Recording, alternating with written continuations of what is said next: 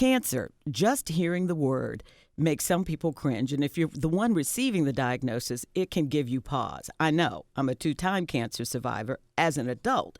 But what if it's your child hearing the phrase, it's cancer? It can be devastating for a family, but it doesn't have to be when excellent medical care is readily available. And one of the top 10 pediatric cancer programs in the country is located right here in Atlanta. U.S. News and World Report ranks the Aflac Cancer Center for Children's Healthcare of Atlanta as a leader among cancer, hematology, and blood marrow transplant programs. And this includes children with sickle cell anemia, hemophilia, and other blood disorders. The center provides hope, help, and health, but it needs you to be involved. And you can do that by participating in our sister station's 19th annual Carethon on July 25th and 26th. That's on News 95.5 and AM 750 WSB. 37 hours of radio to fund family support services, research, and the fellowship program at the Aflac Cancer and Blood Disorders Center of Children's Healthcare of Atlanta. Joining me today to talk about how wonderful this center is are Alejandro and Jennifer Avila and their 15-year-old daughter, Mariah, who is a patient, and Sarah Wagner, Development Director of the Aflac Cancer Center of Children's Healthcare of Atlanta. Thank you all for being here. I tell you, I look at my young Miss Mariah. At 15, she's looking great. When was she diagnosed with cancer? So Mariah was diagnosed the first time in 2013. She had initial diagnosis and had surgery, and basically they told us that it was probably good to go from there with just observation. And then we had a reoccurrence in 2014, which kind of started our path that we're currently on now. What has hospital done for you as a family and for your daughter? Oh, well, they've paved the way to making this journey completely seamless. We literally, from day one, had to worry about nothing, whether it was our emotional needs, our physical needs for the housing, the spiritual needs. They provided transportation for special rehabilitation therapies and social work to pick up where the gaps are in terms of services that you need as a family going through treatment. Child life to give her fun and games and things to distract her while she's been at the center in treatment. Lots of ways. How have you and your husband worked through this while working with a teenager and another child? What is the support the hospital has given the two of you? Alejandro? Alejandro's being very shy today. Well, it haven't been easy journey. And day by day, you learn about how she's doing. Watching her and all the people around her, it's been an amazing journey. It's great to see her right now like that.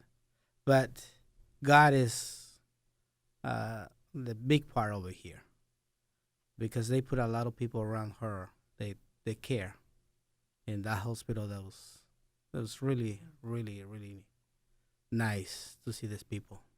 Now, your wife said that you are really part of that backbone that helps to keep her together. Well, like I say, God has been part of my life all this journey, and I pray every single day to give me the strength to keep going, because without Him, it's not possible. How did you all get to Children's Healthcare of Atlanta and the Aflac Center? Well, I was just going to add that my husband is an amazing workhorse, first of all. He is the physical backbone behind our journey, because Mariah has lost her ability to utilize her body currently. So Alex and I both pair together as the dream team, I think, right? I get the doctor's appointments and the therapy scheduled, and he is the physical end of things. And when you were asking how we do this, it's very much a shared responsibility. We both work full-time jobs, and we both manage all of her care with the help of our family. So It is not an easy journey to do. We do it with a lot of support. And in terms of how we found Aflac, it was the place I did not want to know about in the hospital. When we were having brain surgery, we were there for several days in the PICU, and I remember I needed to go take a shower, and they pointed me to the Aflac showers to take a shower. And we hadn't got any of our pathology results back yet. And I remember I went down there, and my entire time I was showering, I was just sick to my stomach because I was like, I just kind of had this feeling that that was where we were going to end up. I was just, fearing the worst, and the worst ended up coming true. It was a terrible cancer diagnosis. But what I didn't know was what kind of love and true love in the eyes of like the nurses, the doctors. I mean, you wouldn't think that they would have so much love to pour out to kid after kid after kid after kid, and yet you never feel like you're a number. Talk about the family support that they give you, because I know you have a team that works with you. Well, I mean, I can just think about a perfect scenario right this moment was the first time she had chemo. And having chemotherapy poured into your body is totally a scary thought. You don't know what to expect. You've seen all these movies and you think the worst. And then the nursing staff has to come in and prepare you for all the things that could and would happen at home. And I just remember the nurse that went over all of that. She had this look of compassion, and I remember getting a little emotional before we went home after that first admit. And she just reached over and grabbed me and hugged me like a mother would do to another mother. And the empathy and compassion that she looked at me in the eye with, I knew that she was hurting with me. Now, I know that Aflac provides this team, Sarah. So talk about the team and the specific things that they do. I was interested to see there was a child life specialist. Yeah. So we're very fortunate at the Aflac Cancer and Blood Disorder Center to have a family-centered approach to our care, which includes a 40-plus team member on the family support team. And this includes individuals that meet the spiritual, emotional, and physical needs of our patients and our families, including child life specialists. I think a cancer diagnosis at any age is scary. Our child life specialists use age-appropriate therapy and teaching tools to make sure that everyone from age 2 up to mom, dad, and grandparents have an understanding of what cancer means, what a cancer journey looks like, and make sure that they really understand and have the care and the support that they need right there upon diagnosis and throughout the journey. So along with the child specialist, what about the religious aspect? Because that's one of the things that's very, very important to Alejandro. Yeah, to this family and to many families, the spiritual needs are great. We have a dedicated chaplain, non-denominational chaplain, that's on both of our campuses that are there from the beginning to the end of the journey to pray with the families, to just be that guidance and that spiritual need that mom, dad, grandparents, child, siblings could possibly need throughout their entire time at the Aflac Cancer Center. So what about the sibling? Because I know Miss Mariah has a sibling. How is she worked into this so that she doesn't feel that she's being left out, if you know what I mean?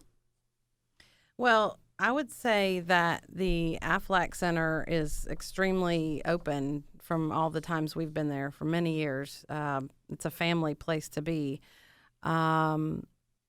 It is a judgment call as a parent. We probably would have maybe chosen to do things differently if we had to go back with our daughter being older than Mariah. We wanted to somewhat protect her and keep her out of the realm of all of this as she was starting on her own high school journey. And so for us, we really didn't integrate her into a lot of our journey, which I feel sorry about now because it is a family. It's a family-wide ordeal, and it trickles out to far members of the family. And so, I mean, there's always a place for each family member. There's activities that even the siblings can do in the hospital. They've always incorporated siblings and cousins down in the zone if we need to get away. it's, it's all inclusive. Well, that makes me go back to the kinds of therapies that are provided because she's what, going into high school? Mm-hmm. And she doesn't want to miss out on her classes, right? So how do we take care of the educational part of the healing process so that they feel like normal kids? Yeah, absolutely. As part of that family support team that's completely donor funded by the WSB Careth, we have certified school teachers. We want to make sure that our kids don't miss a beat just because they're spending time within the walls of the Aflac Cancer Center. So for every 3 hours that our kids spend with a certified school teacher, it accounts for 1 full week of school back in their home community. So we do a lot of bedside teaching. We have a dedicated classroom on the inpatient unit that the kids and the school teachers are able to utilize. And then our teachers do a lot of reentry education into the schools so that individuals in Mariah's class have an understanding of she's coming back from an absentee. Why was that? Things might be a little bit different, and helps educate not only the staff at the school, but also her classmates.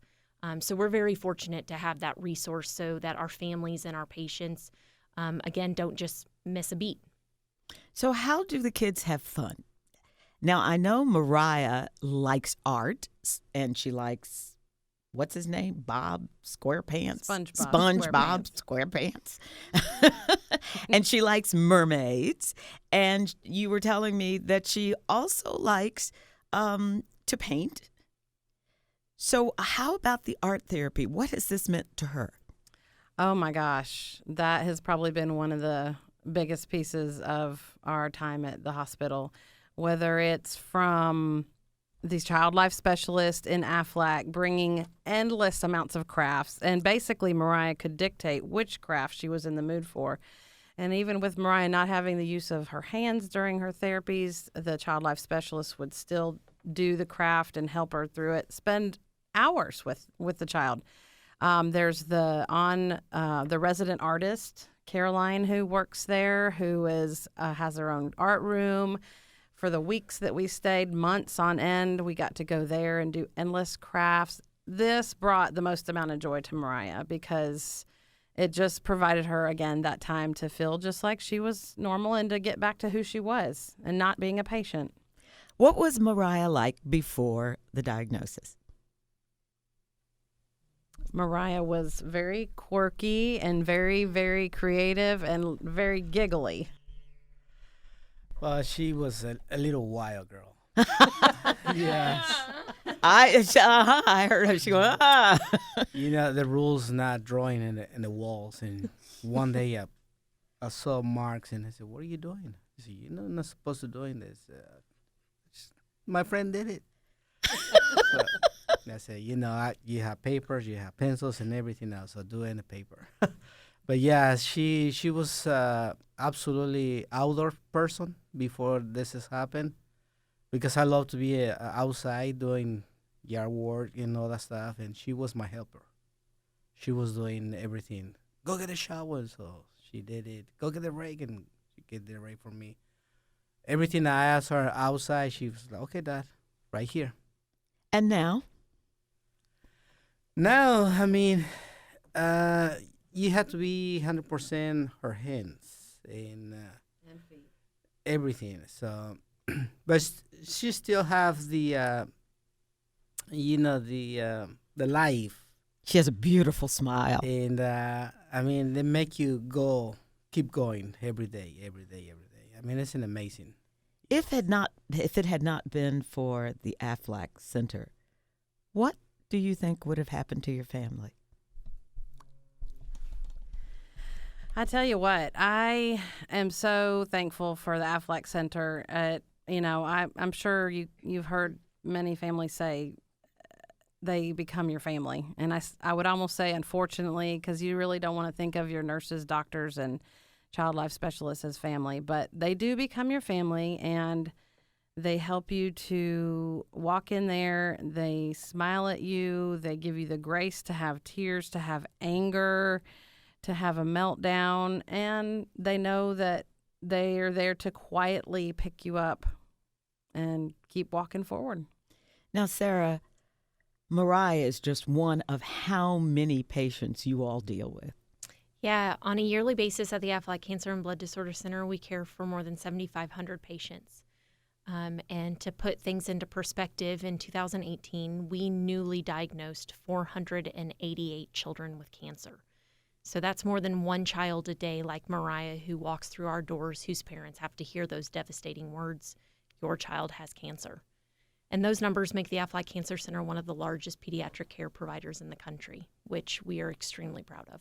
Where do most of the patients come from? Most of our patients come from within the state of Georgia, but we have seen patients from 43 different states and 5 foreign countries that have come to Aflac for a therapeutic clinical trial that they couldn't get at their home facility. So we're extremely blessed that we have the research opportunities at the Aflac Cancer Center that provide so much hope to individuals and patients all across the country. And talk about that research, because that is an important part to finding cures for cancer. Absolutely. We can't find better treatment options for today and cures for tomorrow if we're not advancing our research. And unfortunately, we receive so little funding from the national government when it comes to pediatric cancer research that we rely heavily on donor support. So we're so thankful for the WSB Careth-on and their wonderful listeners. In the past 18 years, we've raised more than $22 million that's helped supported our research efforts, our family support team, and our fellowship program. So we wouldn't be able to do that without them. And last year, you raised $1.8 million in 37 hours of people calling in. I know. It's really remarkable, and it's our favorite 2 days of the year at the Aflac Cancer Center, and we're looking forward to another great year this week. You also have fellowships that you provide, and I think there are 5, and your program is one of the biggest in the Southeast. It's considered the premier program in the Southeast. Yeah, fellowships are the training grounds for our future oncologists and hematologists. We want to make sure that they have the proper training now when they're young in their careers so that they can go on to be great hematologists, oncologists, and care providers, whether it be at the Aflac Cancer Center or another facility across the country. We do have 5. We're adding a 6th one next year, which will make us one of the largest fellowship programs in the country. What has been the result of the people coming through this program as fellows? Yeah, we're very fortunate that a lot of our fellows stay on and become faculty at the Aflac Cancer Center, and just adored by our patients and our families as their care providers. But we're really proud of the fact that a lot of them go on to other pediatric cancer centers across the country, from the East Coast to the West Coast. But knowing that they got their training ground here in Atlanta at the Aflac Cancer Center is an enormous source of pride for our program. Let's talk about blood disorders, because particularly in the African American community, there's a concern about sickle cell anemia. Talk about that program. Sure. So at the Aflac Cancer and Blood Disorder Center, we have the largest sickle cell population, the largest program and care provided in the nation. And we're just very grateful that we're able to provide those services for the needs that are here in Atlanta and the state of Georgia. We have dedicated faculty to our sickle cell program, not only providing care, but also in the research. We're dedicated to advancing treatment options, whether that be bone marrow transplants for a cure, the only cure that we have for sickle cell disease, or just managing pain crises. Every day, we're working to advance how we're treating those patients and that patient population, and we're very dedicated to that mission. So the Careth-on every year, as you said, it's raised $22 million already. Last year, $1.8 million. People say, well, how much do I have to give? Talk about some of the people who have given in the past and the amounts, because I think folks feel like, well, I guess I have to be able to write a big check. Yeah, we're very fortunate that at the Aflac Cancer Center, really every dollar makes a difference. And we're so incredibly grateful for the $5 gifts, upwards of $1,000, $2,000 gifts. We take every dollar and put it to work and put it to the best use possible. We have heard amazing stories from WSB listeners near and far who have called in and have given us the last dollar of their paycheck because they've been so inspired by the patients and the families that they've heard. during the Carethon, and we have very generous donors that have reached a bit deeper who have the means to give larger amounts. And, together those small gifts, those large gifts have put us, at past 22 million, which is just remarkable. The story of the truck driver. Yeah, I personally was very fortunate to receive the call at last year's Carethon. A truck driver who was from the state of Georgia but was not in the state, and he called and asked if a $5 donation would make a difference. And he said he apologized and said it was the last dollars that he had in his bank account, but he wanted to give them to help our patients. And I was just sharing with the group that that's such a remarkable feeling, having the opportunity to speak with somebody. I was so humbled by his generosity, and it was just a reminder of how much good there is in this world. Well, Cox Media Group, of which is the owner of KISS 104.1 and our sister station of the Carethon WSB Radio, gives a lot of time. 37 hours is a lot of radio time. Yes, Cox has been amazing to us. Not only do they give us their radio time, you'll see our phone bank that is our volunteers that take down all the pledges. I'm working the phone bank. Exactly, is filled with their amazing employees. And they have been so generous to Children's Healthcare of Atlanta as a whole that, they are a great representation of a corporate organization here in the Atlanta community. And we're just so thankful that they allow us to continue the Carethon each and every year. Well, for those people who listen to KISS and maybe haven't listened to 95.5 or to 750, what happens on the Carethon? What are you going to hear? Well, I think the question is, what aren't you going to hear? We have... Who are some of the characters? Yeah, so I think we start off with Scott Slade in the morning, and then Eric Von Hessler in the Eric Von Hessler and his team. Eric Erickson, Clark Howard, Neil Bortz is coming back out of retirement to visit with us. We just have a whole host of individuals that really dedicate their time and their voices and really advocate for our families and our patients. And we have multiple incentive items, a lot of experiences. And how do you get those? Because I saw the list, and I was like, wait a minute, I'd like that. Okay, tell us about the incentive items. Because when I saw it, I went, Matt Ryan? Yeah. John Smoltz, Freddie Freeman, Hawks experience? Yeah, you can have dinner with Matt Ryan and another Atlanta Falcons football player. You can have lunch with Freddie Freeman and one of his Braves teammates. Lots of fun local events that you have the opportunity to participate, but you have to listen live. You have to listen live. Okay, so how do I bid on it or what? We have a certain number available, and the first, say we have 50 opportunities available, the first 50 callers at a certain donation amount will receive the opportunity to join us for dinner with Matt Ryan or lunch with Freddie Freeman. I am loving this.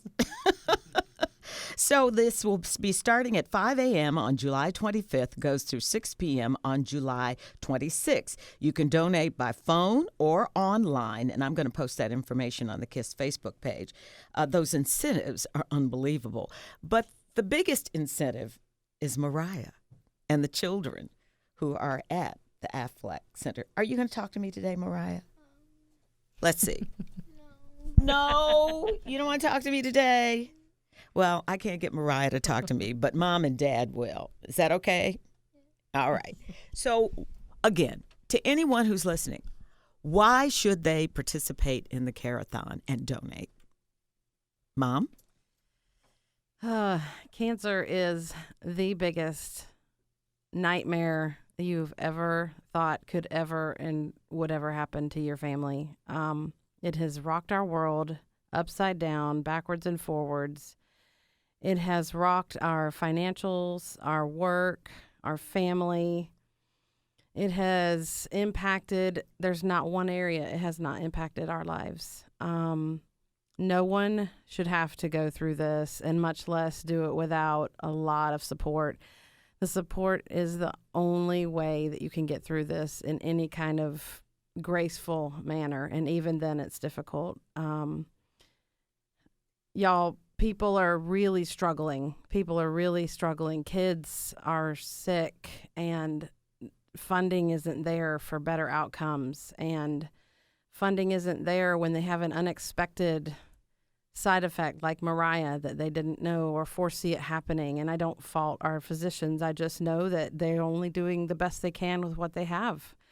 But we've got to be able to provide better outcomes and better support, not better than what Atlanta's doing, but in the overall scheme of cancer, it's got to be more and more and more each year. And this is life altering. If you can just imagine, it's in all of the communities around our state and our nation. There's not any area that's really untouched anymore. It's our neighbors, it's our colleagues at work, it's our friends, and it could even be you. It could even be you. I love Alejandro. He's like, no, you're doing well, Mama. You're doing well. So, Sarah, again, to anyone who's listening, why should they donate? Why should they listen? Because cancer doesn't discriminate. It could be your son, it could be your daughter, it could be your granddaughter, your grandson. If you were sitting in this room with us and you would see sweet Mariah, you know that she doesn't deserve to go through this. But thankfully, she's been at the Aflac Cancer Center where we've had these services and these programs available. But we want to make sure that we're able to provide that to every patient going forward. So it's essential that we have the support of our Atlanta community and of our fans here at Cox. So I beg of you on behalf of the patients and the families and the staff and the physicians to please call, make a donation, listen to these patients, listen to their stories, and you can't help but be inspired. Now, for more information, you can go to www.choa.org/Carethon or www.wsbradio.com. Thanks again to all three of you and Miss Mariah for being here. I leave you with Mama Hattie's favorite saying, it's what you do with what you have that makes you what you are. Up next, Good News Gospel with Twanda Black and Brother T.